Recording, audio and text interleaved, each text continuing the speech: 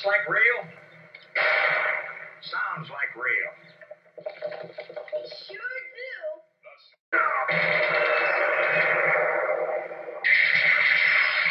That sounds like a gun battle over there.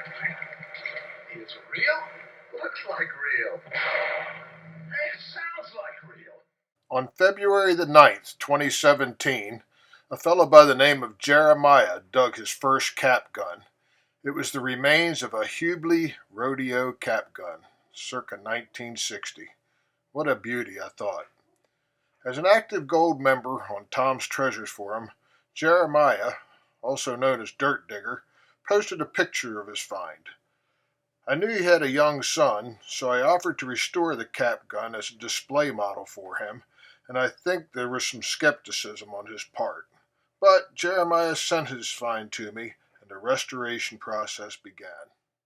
The first thing I needed to do was to give this little treasure a good cleaning. This would be accomplished by placing it in a commercial-grade ultrasound cleaner that also heats the water. As a cleaning agent, I chose to use Top Care denture cleaning tablets. Now, with the water hot, I will toss in 2 of these tablets. You can immediately see them start to bubble. With the water good and hot, and the tablets bubbling away, I will place the cap gun in the cleaner for roughly 6.5 minutes, checking on its progress periodically. With about 3 minutes to go in the cleaning process, let's lift the lid now and see how things are progressing.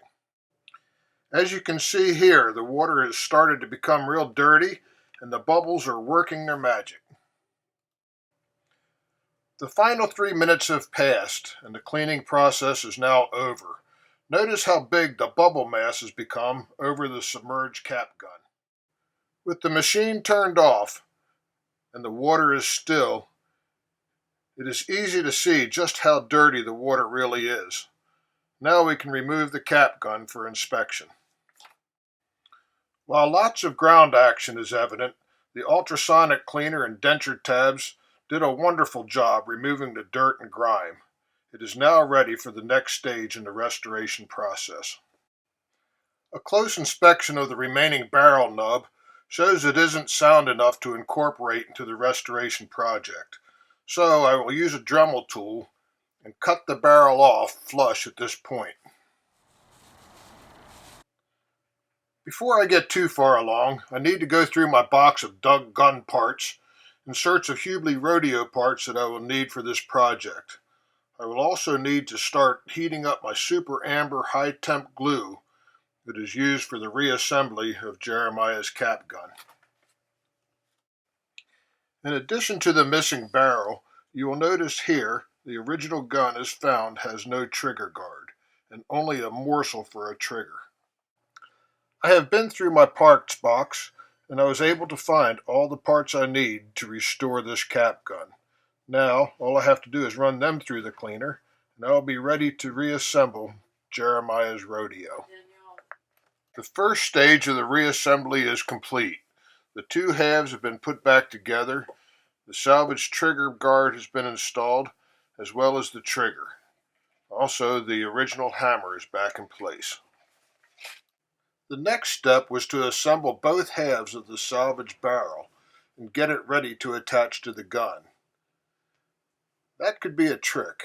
How in the world do you go about attaching this barrel to this gun? The method I came up with was to permanently mount 2 steel pins into the gun frame, leaving enough exposed so the barrel could slide over them and be permanently mounted into place. The restoration of this wonderful old cap gun is nearing completion. Here it is almost fully reassembled, complete with the new barrel, the new trigger, and the new trigger guard. All that is left is to put on some new grips. It just so happens that I was able to salvage 2 amber grips from an old Hubley Rodeo cap gun handle that I had in my parts box. I will install them on this cap gun, completing the restoration.